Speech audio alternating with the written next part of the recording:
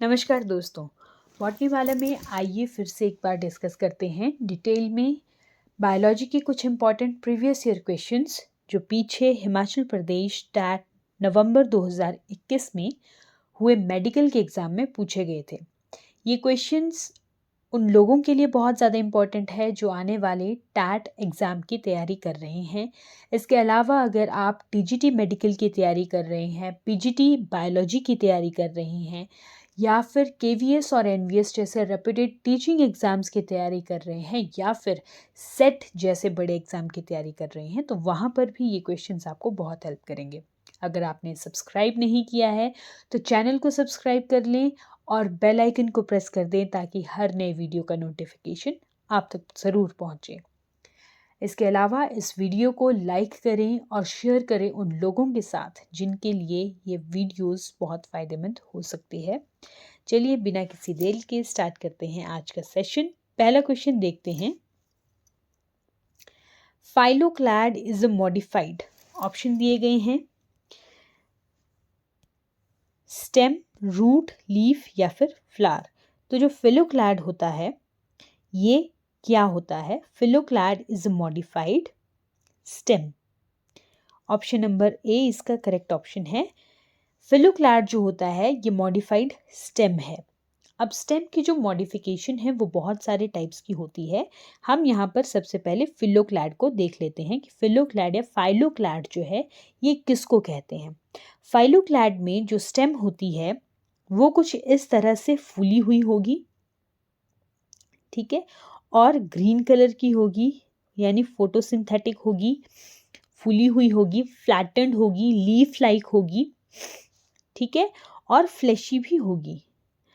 और क्योंकि ये स्टेम है तो इसके ऊपर जो लीव्स होती हैं वो स्पाइन की फॉर्म में या थ्रॉन्स की फॉर्म में जो है वो कन्वर्ट हो जाती हैं।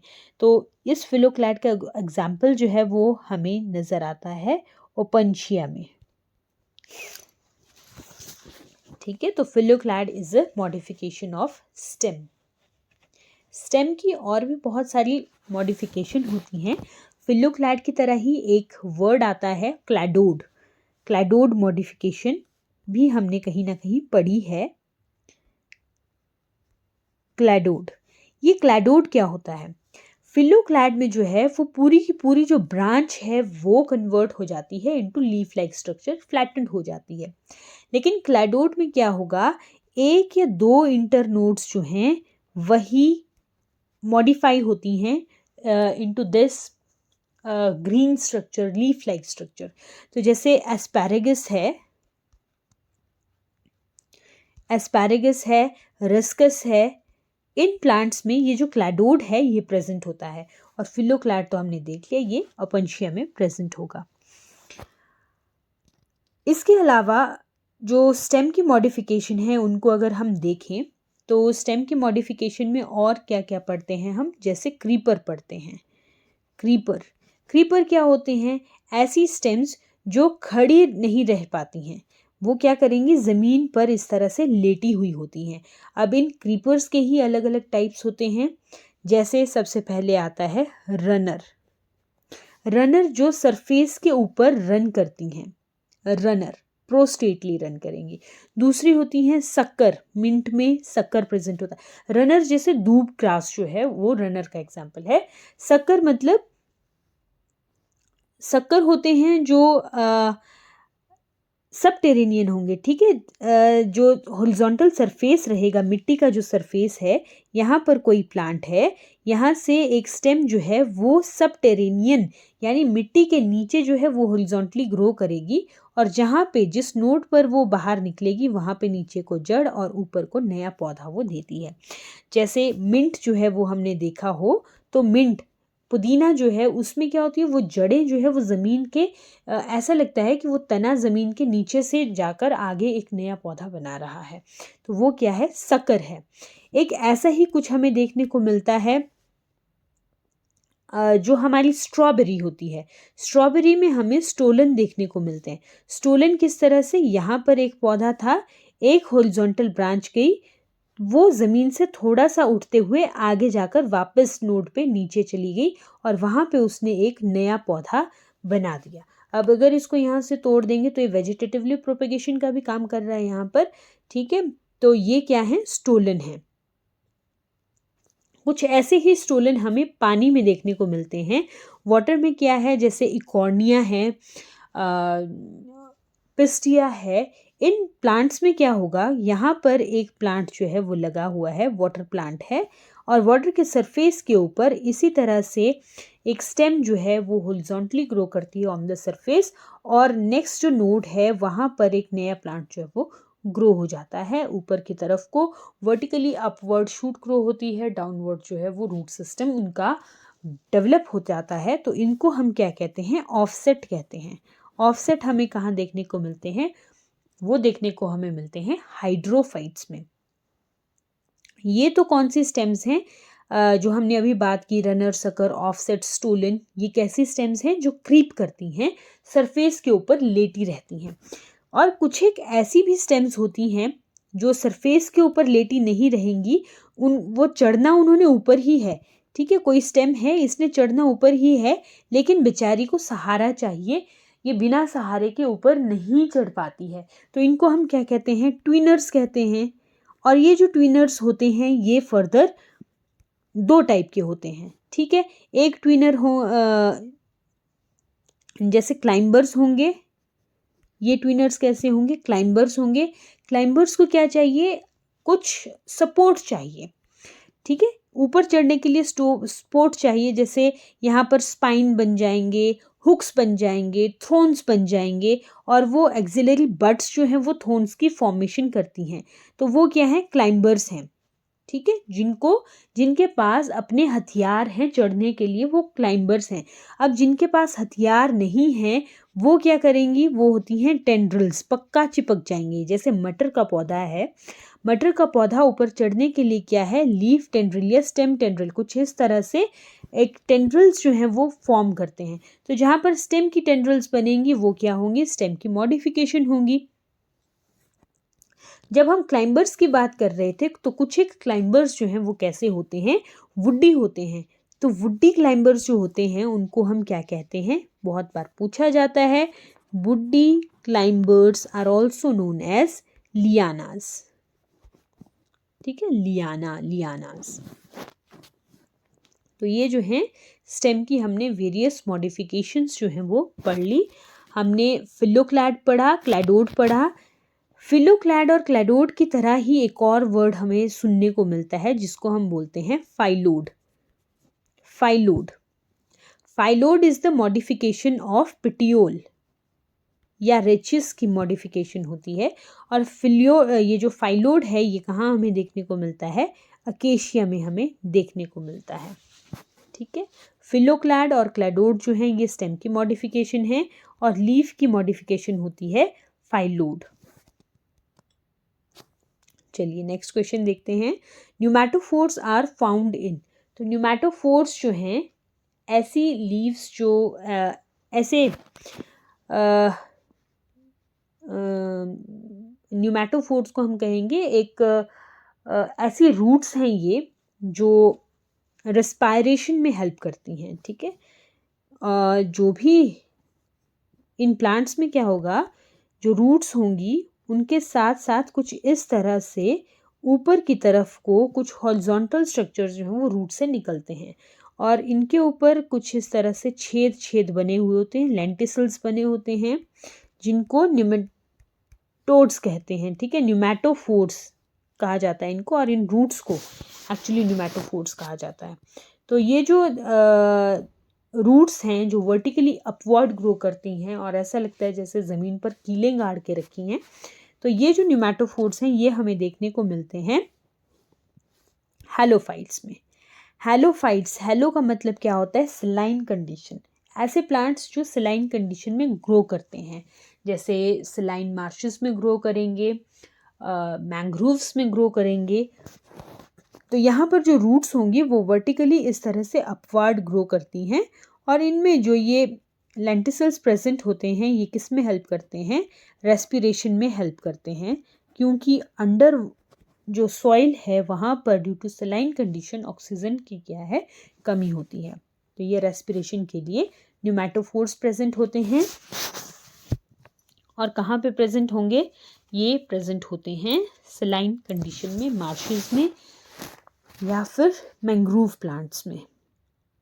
ज़ीरोफाइट्स की अगर हम बात करें तो ये ऐसे प्लांट्स होते हैं जो डेजर्ट या ज़िरिक कंडीशन में ग्रो करते हैं।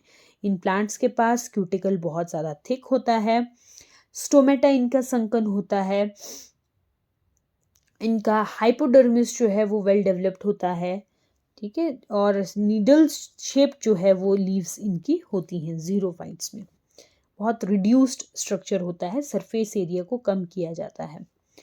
हाइग्रोफाइट्स की अगर हम बात करें तो हाइग्रोफाइट्स जो हैं ये वेट सॉइल में, ठीक है, वाटर में ग्रो नहीं कर रहे हैं, ग्रो सॉइल में ही कर रहे हैं, लेकिन वेट सॉइल में ग्रो कर रहे हैं।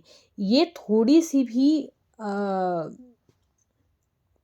पानी लेस कंडीशन जिसको कहेंगे, ड्रॉट कंडीशन को ये रेजिस्ट नहीं कर पाते हैं, ठीक है। तो ये क्या है? हाइग्रोफाइट्स है, वेट सॉइल में ग्रो करते हैं। जैसे काल्था एक एग्जाम्पल है, काल्था जो प्लांट है वो बहुत पिक्यूलियर एग्जाम्पल है इसका। साइप्रस इसका एग्जाम्पल है, रीड स्वैम्प स्टेज हम पढ़ते हैं। ड्रोसेरा है, इक्विसिटम भी हाइग्रोफाइट में ही आता है।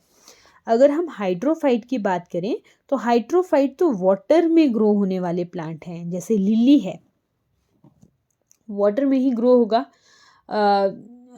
हाइड्रा है, इसके अलावा पिस्टिया है, इकॉर्निया है, वैलिस्नेरिया है, ये सारे कैसे हैं? हाइड्रोफाइट्स हैं। तो हाइड्रोफाइट्स में एरेनकाइमा बहुत ज़्यादा जो है वो डेवलप्ड होता है। बॉयंसी के लिए एयर ट्रैप्ड सेल्स जो हैं वो वहाँ पर प्रेजेंट होते हैं, और रूट सिस्टम जो है वो उतना अच्छे से डेवलप्ड नहीं होता है हाइड्रोफाइट्स में। इसके अलावा जो हाइड्रोफाइट्स होते हैं वहाँ पर जो स्टोमेटा प्रेजेंट होंगे वो लीफ के अपर सरफेस में प्रेजेंट होते हैं, ठीक है, लोअर सरफेस में प्रेजेंट नहीं होते हैं। तो pneumatophores they are found in halophytes. Next question देखते हैं, which of the following is a insectivorous plant? Is an insectivorous plant होना था। Nepenthes, Dischidia, Portulaca and Ixora. तो इसका जो करेक्ट आंसर है वो है नेपेंथस। नेपेंथस एक इंसेक्टिवोरस प्लांट है। इंसेक्टिवोरस प्लांट वो प्लांट होते हैं जो ऐसी सॉइल में ग्रो करते हैं जहाँ पर नाइट्रोजन की डेफिशिएंसी होती है। नाइट्रोजन डेफिशिएंट जो सॉइल होगी वहाँ पर ये इंसेक्टिवोरस प्लांट्स जो हैं वो ग्रो करते हैं। क्यों ग्रो करते हैं या इंसेक्ट को क्यों खाते हैं? इंसेक्ट खाने वाले प्लांट्स क्यों हैं? क्योंकि यहाँ से इनकी जो नाइट्रोजन की भरपाई जो है वो यहाँ से वो करते हैं। तो इंसेक्टिवोरस प्लांट के पास क्या होती हैं? मॉडिफाइड लीफ होती हैं, ठीक है, और ये लीफ में जो है वो ग्लैंड्स प्रेजेंट होते हैं। ये ग्लैंड्स क्या करते हैं? प्रोटियोलिटिक एंजाइम सिक्रीट करते हैं। ये प्रोटियोलिटिक एंजाइम जो कॉम्प्लेक्स अमाइनो एसिड्स हैं, कॉम्प्लेक्स प्रोटीन्स हैं, उनको सिंपलर अमाइनो एसिड्स में कन्वर्ट करता है, कॉम्प्लेक्स प्रोटीन्स को या पेप्टाइड्स को, और वहाँ से फिर नाइट्रोजनस सब्सटेंसेस जो हैं वो ले लिए जाते हैं। इन्हीं इंसेक्टिवोरस प्लांट्स को हम प्रीडेटर प्लांट कहते हैं, कार्निवोरस प्लांट भी कहते हैं। कुछ एक एग्जाम्पल देख लेते हैं इनके। जैसे नेपेंथस को कहते हैं पीचर प्लांट, घटपर्णी पीचर प्लांट। इसके अलावा ड्रोसेरा को संड्यू कहते हैं। आर्टिकुलेरिया है, आर्टिकुलेरिया को ब्लैडरवर्ट कहते हैं। पिंगविकुला है, पिंगविकुला, बटरवर्ट, और डायोनिया होता है, डायोनिया वीनस फ्लाई ट्रैप, और एक डेविल्स बूट होता है, सार्काडीना, डेविल्स बूट, सार्काडीना। ये कुछ एक इंसेक्टिवोरस प्लांट के एग्जाम्पल हैं। डिशीडिया की अगर हम बात करें या डिस्कीडिया की अगर हम बात करें तो ये एक एपिफाइट है। डिस्कीडिया एक एपिफाइट होता है पोर्टुलाका की अगर बात करें, पोर्टुलाका ओलेरेसी बहुत ज़्यादा इसको खाया जाता है, एडिबल प्लांट है, खेतों में उगता है, ठीक है। तो पोर्टुलाका जो है ये ड्रॉफ रेजिस्टेंट प्लांट है, हाईली ड्रॉफ रेजिस्टेंट प्लांट है। और कुछ एक प्लांट्स जो इसके हैं उनको घर पे भी उगाया जाता है, एज एन ऑर्नामेंटल प्लांट इसको उगाया जाता है। तो जो पोर्टुलाका है ये फुल सनलाइट में ग्रो करने वाला एक प्लांट है। ड्रॉफ कंडीशन को या ड्रॉट की जो कंडीशन है, सूखा जब पड़ जाता है उसमें भी बहुत अच्छे से ये सर्वाइव कर जाता है। और जो इग्जोरा है, Ixora is the type genus of tribe Ixoroideae. Type genus का मतलब क्या है, जो ट्राइब है इसका इग्जोरिडाई रूबिएसी फैमिली में, वहाँ पर ये इग्जोरा अकेला एक जीनस है। बहुत सारी स्पीशीज इसकी हो सकती हैं, लेकिन ये जीनस जो है ये सिर्फ अकेला जीनस है जो इस ट्राइब इग्जोरिडाई में प्रेजेंट है। तो इग्जोरा भी यहाँ पर इम्पॉर्टेंट हो जाता है। नेक्स्ट क्वेश्चन देखते हैं, which part of plant gives us turmeric. तो टर्मरिक लीफ, फ्लावर, स्टेम या रूट। देखने में तो हमें लगता है कि टर्मरिक जो है वो ज़मीन के नीचे से निकाल रहे हैं, कुछ जड़ जैसी है, लेकिन एक्चुअल में वो जड़ नहीं है, वो एक अंडरग्राउंड स्टेम है। और ऑप्शन सी इसका करेक्ट ऑप्शन हो जाता है। अंडरग्राउंड स्टेम को हम यहाँ पर राइजोम भी कहते हैं, which is again a modification of stem. इस पेपर में बहुत सारे क्वेश्चंस जो है वो स्टेम की मॉडिफिकेशन से आए हुए हैं। तो राइजोम जो है वो अंडरग्राउंड स्टेम होती है, और ऐसी स्टेम है जो रूट लाइक स्ट्रक्चर, ठीक है। राइजोम का मतलब क्या है, रूट लाइक। तो रूट लाइक हमें देखने को मिलती है, और रूट में स्वेलिंग आएगी, स्टेम में स्वेलिंग आएगी जो अंडरग्राउंड स्टेम है, और वो स्वेलिंग जो है वो रिजर्व फूड मटेरियल को स्टोर करके रखेगी फॉर अपकमिंग टाइम। तो ये राइजोम है। इसके अलावा यहाँ से क्या क्वेश्चन पूछा जाता है, टर्मरिक जो है ये हल्दी स्पाइस जो है वो प्रोवाइड करवाता है। तो इसको हम साइंटिफिकली टर्मरिक को क्या कहते हैं, कुरक्यूमा लॉन्गा कहते हैं, कुरक्यूमा लॉन्गा। और जो टर्मरिक का येलो कलर होता है, yellow colour of turmeric is due to curcumin या कुरक्यूमिनॉइड्स।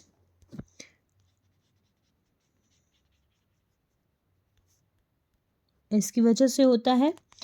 और इसके जो इफ़ेक्ट्स हैं बॉडी के ऊपर वो anti inflammatory and anti microbial होते हैं। Anti microbial, anti inflammatory, inflammation होने नहीं देते हैं। अच्छा, टर्मरिक की फैमिली कौन सी है, टर्मरिक की फैमिली है जिंजीबेरेसी। जिंजीबेरेसी फैमिली का मेंबर है। इसी के साथ एक और हम राइजोम पढ़ते हैं जिसको हम खाते हैं, और वो है जिंजर। ये भी इसी फैमिली का है, और जिंजर को क्या बोलते हैं, जिंजिबर ऑफिसिनेल या जिंगिबर ऑफिसिनेल। ओके, नेक्स्ट क्वेश्चन देख लेते हैं। Phototropism is the property of the plant and means. Phototropism कहते हैं कि ये प्लांट की प्रॉपर्टी है, और इसका मतलब क्या होता है।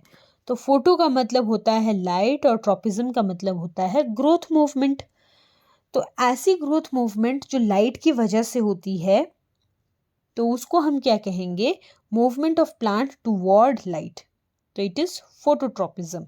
टुवर्ड लाइट पॉजिटिव फोटोट्रोपिज्म होता है, away from light negative phototropism होता है। तो movement of plants toward water and moisture, इसको तो हम हाइड्रोट्रोपिज्म कहेंगे, वाटर की तरफ, और हाइग्रोट्रोपिज्म हो जाएगा मॉइस्चर की तरफ। Movement of plants toward gases, तो ऐसा कुछ होता नहीं है कि किसी एक पर्टिकुलर गैस की तरफ जो है वो मूवमेंट होगी, और गैस अपने आप में ही कहीं एक जगह नहीं टिक सकती है। तो movement of plant toward gases ये इसमें नहीं है। ऐसा हो सकता था कि movement of gases in plant, तो वो डिफ्यूजन हो जाएगा, ठीक है। तो phototropism is the movement of plants toward light. और ये कैसी मूवमेंट है? ग्रोथ मूवमेंट है। यहाँ पर समझने वाली बात ये है कि जो प्लांट्स में मूवमेंट होती है वो ग्रोथ की मूवमेंट होती है, वो डेली मूवमेंट्स हो सकती हैं बिना ग्रोथ के, नॉन ग्रोथ मूवमेंट जिनको कहेंगे। एक ग्रोथ मूवमेंट है, एक नॉन ग्रोथ मूवमेंट है, और तीसरी जो मूवमेंट होती है वो मूवमेंट ऑफ लोकोमोशन होती है। इन तीनों में डिफरेंस समझना बहुत ज़्यादा इम्पोर्टेंट है। लोकोमोशन में क्या है? पूरा का पूरा प्लांट, पूरा का पूरा part of the plant that is moving from one place to another, ठीक है, लोकोमोशन हो रहा है उसमें। ग्रोथ का मतलब क्या है? प्लांट का कोई पार्ट जो प्लांट से जुड़ा हुआ है वो किसी एक पर्टिकुलर एक्सटर्नल स्टिमुलस की तरफ क्या कर रहा है? अपनी मूवमेंट को शो कर रहा है, ग्रोथ को शो कर रहा है। बेसिकली मूवमेंट नहीं, ग्रोथ को वो शो कर रहा है। और डेली या जो नॉन ग्रोथ मूवमेंट है वो ऐसी मूवमेंट है जो हमें सुबह शाम देखने को मिल सकती है, वो हमें धूप की तरफ देखने को मिल सकती है, ठीक है। वो मतलब जस्ट ऐसे ही वो मूव कर रहे हैं, उनका ग्रोथ से कोई लेन देन नहीं है या मूवमेंट से लेन देन नहीं है। एग्जाम्पल दे के समझाती हूँ। जैसे ग्रोथ की मूवमेंट हम कह रहे हैं, इनको हम बोलते हैं ट्रॉपिक मूवमेंट, ठीक है।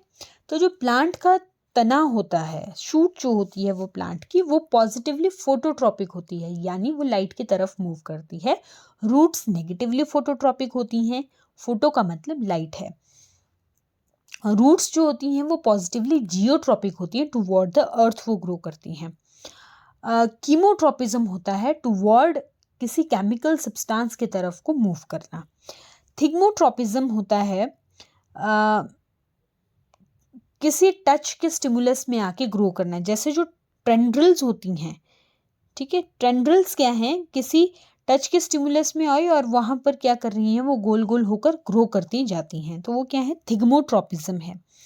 थर्मोट्रॉपिज्म क्या हुआ? लाइट की तरफ को, सॉरी, टेम्परेचर की तरफ को ग्रोथ शो करना। वो सारी कैसी हैं? ट्रॉपिक मूवमेंट है। जब हम लोकोमोशन की बात कर रहे हैं तो उसको हम टैक्टिक मूवमेंट कहते हैं। टैक्टिक मूवमेंट, जैसे फोटोटैक्टिक मूवमेंट। फोटोटैक्टिक मूवमेंट जैसे हमें वॉल्वॉक्स में देखने को मिलती है कि वो टुवर्ड लाइट, जो पूरा का पूरा वॉल्वॉक्स है, पूरी की पूरी जो वो एल्गा का पूरा जो सेल है वो पूरा का पूरा ही जा रहा है, उसका कोई पार्ट नहीं जा रहा है। इसी में आती है कीमोटैक्टिक मूवमेंट,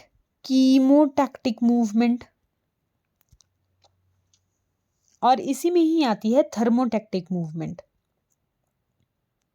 ठीक है। कीमोटैक्टिक मूवमेंट में आप देख सकते हो जैसे फर्टिलाइजेशन में बहुत ज़्यादा हेल्पफुल होती है। पोलन ग्रेन्स जो हैं वो कैप्चर्ड होते हैं toward the chemical which is secreted by the stigma, ठीक है। तो वो कैसी है? कीमोटैक्टिक मूवमेंट है। जब हम डेली या नॉन ग्रोथ मूवमेंट की बात कर रहे हैं तो यहाँ पर एक वर्ड आएगा नेस्टिक मूवमेंट का। नेस्टिक मूवमेंट कैसी हुई? जैसे फूल है, फूल को सुबह सनलाइट मिली और इस सनलाइट में फूल क्या है? वो खिल गया। यहाँ पर क्या हुई?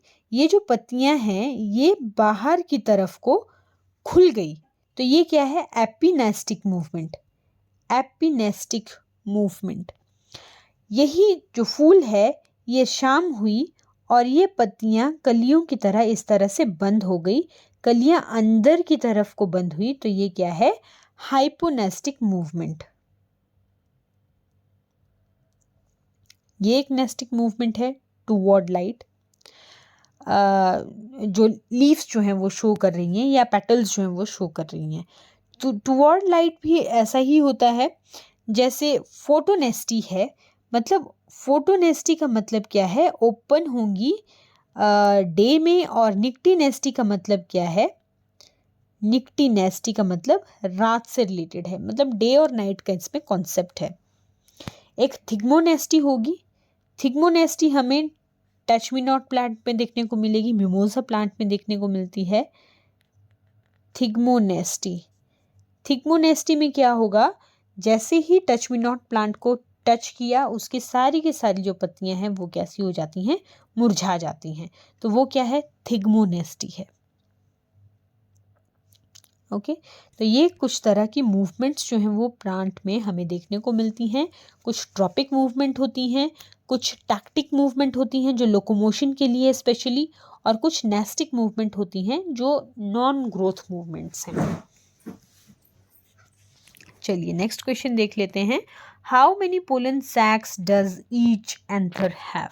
तो हम यहाँ पर टिपिकल एंथर की बात कर रहे हैं, उसमें कितने पोलन सैक होते हैं, 1, 2, 3 या 4। तो इसका करेक्ट ऑप्शन है D, option number D, 4 pollen sac जो हैं एक एंथर में होते हैं। अगर हम एंजियोस्पर्म्स की बात करें तो एंजियोस्पर्म का जो हम टिपिकल, ठीक है, एक क्या कहेंगे, टिपिकल कहेंगे या एक स्टैंडर्ड एंथर जब हम पढ़ते हैं तो उसको हम क्या पढ़ते हैं कि एंथर में जब हम उसका सेक्शन काटते हैं तो 2 लोब होते हैं, डाइथिकस 2 लोब होंगे ये इस तरह से, और 2 लोब्स में 2 क्या होंगी, सैक्स प्रेजेंट होती हैं जिनको हम पोलन सैक कहते हैं। तो टोटल कितनी पोलन सैक हो गई, 1, 2, 3 एंड 4। तो एक टिपिकल जो एंथर होता है वो टाइथिकस होता है और टेट्रास्पोरेंजिएट होता है, टेट्रास्पोरेंजिएट। टेट्रास्पोरेंजिएट का मतलब क्या है, 4 स्पोरेंजिया यहाँ पर प्रेजेंट होंगे, यानी 4 पोलन सैक्स जो हैं वो यहाँ पर प्रेजेंट होती हैं। ठीक है, एंथर बेसिकली किस चीज़ का पार्ट है, जो एंड्रोशियम वर्ल्ड होता है फ्लावर का एंड्रोशियम वर्ल्ड किस चीज़ का बना होता है, ये बना होता है एक स्टेमन का, और स्टेमन में क्या होगा, स्टेमन में फिलामेंट होता है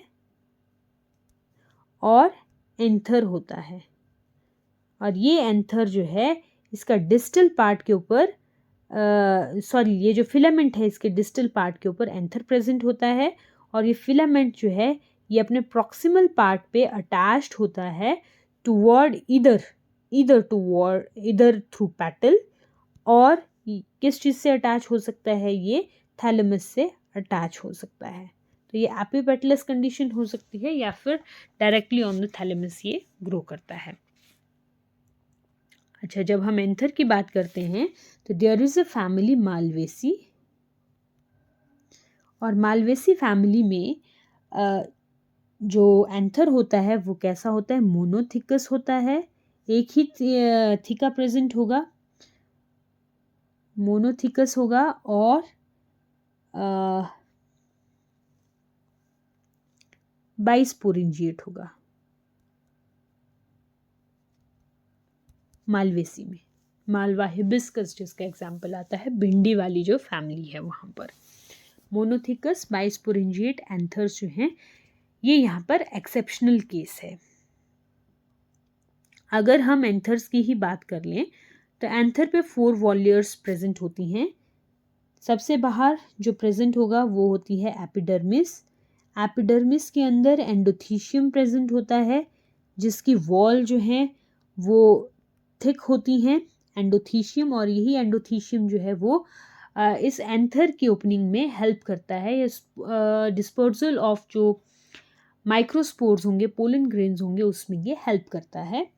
इसके नीचे आती है मिडल लेयर्स, और सबसे लास्ट में आती है टैपेटम। टैपेटम के जो सेल्स होते हैं वो मल्टीन्यूक्लिएटेड होते हैं और ये नरिशमेंट में हेल्प करते हैं, जबकि एपिडर्मिस, एंडोथीशियम और मिडल लेयर जो ये वॉल लेयर्स हैं इनका काम क्या होता है, सपोर्ट करने का या प्रोटेक्ट करने का काम होता है। किसको, जो इनर मोस्ट स्पोरोजिनस टिश्यू है। स्पोरोजिनस टिश्यू कहाँ पर प्रेजेंट होगा, इन पोलन सैक्स में प्रेजेंट होता है यहाँ पर। ये स्पोरोजेनस टिश्यू में फर्दर क्या होती है, माइक्रोस्पोरोजेनेसिस होती है, और इसी माइक्रोस्पोरोजेनेसिस की वजह से फिर हमें यहाँ पर पोलन टेट्राड जो है वो देखने को मिलते हैं, या पोलन ग्रेन्स जो हैं बाद में चलकर वो देखने को मिलते हैं। नेक्स्ट क्वेश्चन देखते हैं। The age of tree is determined by its. तो कोई भी पेड़ है उसकी जो एज है उसका पता कैसे चलता है? क्या गिर्थ यानी कितना मोटा है उससे पता लगेगा, या वो कितना लंबा है उससे पता लगेगा, या उसमें ग्रोथ रिंग्स कितने हैं उससे पता लगेगा, या उसके जनरल अपीयरेंस से आप बता सकते हो कि ये पेड़ इतना पुराना तो होगा। तो एग्जैक्टली जब हम किसी पेड़ की एज को डिटरमिन करना चाहते हैं तो वहाँ पर ग्रोथ रिंग्स जो हैं उनको हम कैलकुलेट करते हैं और उससे हमें उस पेड़ की एज का पता लगता है। ग्रोथ रिंग्स बेसिकली होती क्या हैं?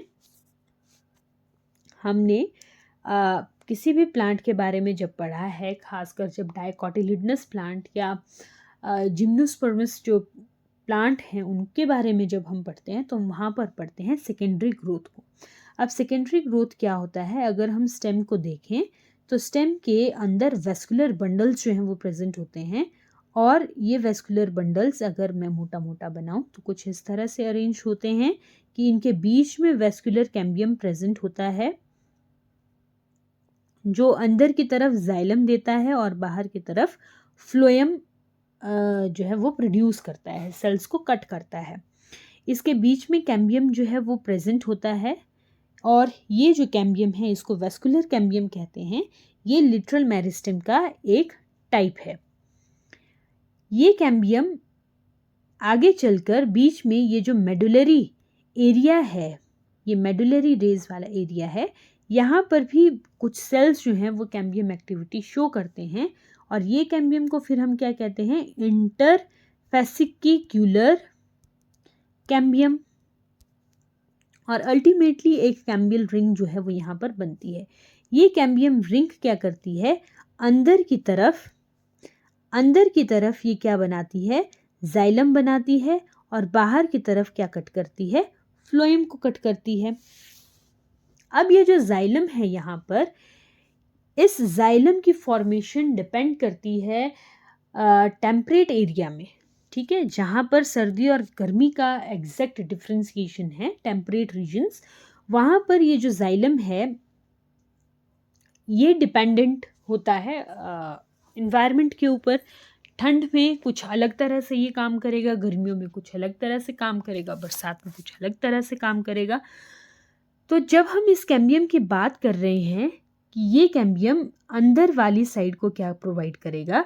हमें जाइलम प्रोवाइड करेगा। तो ये जाइलम कैसा होगा? जब ऑटम सीजन होगा तो अल्टीमेटली मौसम ठंडा होगा, वहाँ पर जो कैम्बियम एक्टिविटी है वो थोड़ी कम होगी। कैम्बियम एक्टिविटी जब कम होगी तो यहाँ पर हमें लेस जाइलरी एलिमेंट, ठीक है, जाइलरी एलिमेंट कम देखने को मिलेंगे ऑटम में, और जो सेल्स होंगे वो भी कैसे होंगे? बहुत छोटे छोटे होंगे और डार्क कलर्ड होंगे। तो ये यहाँ पर एक रिंग बनेगी, डार्क कलर होगी, बहुत ज़्यादा डेंसिटी उसकी होगी, और इसको हम क्या कह देते हैं? लेट वुड कहते हैं। और जब गर्मियाँ आएंगी, रिस्पेक्टिवली स्प्रिंग सीजन आएगा, तो स्प्रिंग में क्या होगा? कैम्बियम की जो एक्टिविटी है वो बहुत ज़्यादा हाई होगी, हाई कैम्बियम एक्टिविटी होगी, जिसकी वजह से मोर जाइलरी एलिमेंट बनेंगे, वेसल ज़्यादा बनेंगी,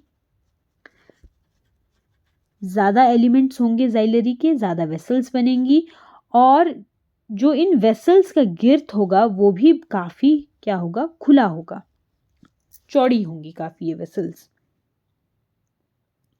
तो जब ये इस तरह से रिंग्स बनना स्टार्ट होंगी कि ऑटम में छोटे छोटे सेल्स बनेंगे, ठीक है, छोटे ल्यूमेन वाले सेल्स बनेंगे, और स्प्रिंग में बड़े ल्यूमेन वाले सेल्स बनेंगे, तो अल्टीमेटली हमें पेड़ पर क्या है? जब आप पेड़ काटते हो तो आपने देखा होगा कि कुछ इस तरह से रिंग्स जो हैं वो हमें सब्सिक्वेंटली नज़र आते हैं। तो ये स्प्रिंग वुड और जो ऑटम वुड है या स्प्रिंग अर्ली वुड या जो लेट वुड जिसको हम कह रहे हैं, तो ये एक ग्रोथ रिंग बनाता है या एनुअल रिंग बनाता है। अब आप चाहे ये डार्क रिंग्स को कैलकुलेट कर लीजिए या फिर लाइट रिंग्स को कैलकुलेट कर लीजिए, ये हर साल का ब्यौरा देते हैं। और इस तरह से जो ग्रोथ रिंग्स हैं इनको जब कैलकुलेट किया जाता है तो हम किसी ट्री की जो एज है उसको निकाल सकते हैं। तो ये था कॉन्सेप्ट ग्रोथ रिंग्स का। आज के लिए इतने ही क्वेश्चंस। मिलते हैं आपसे नेक्स्ट वीडियो में, तब तक के लिए नमस्कार।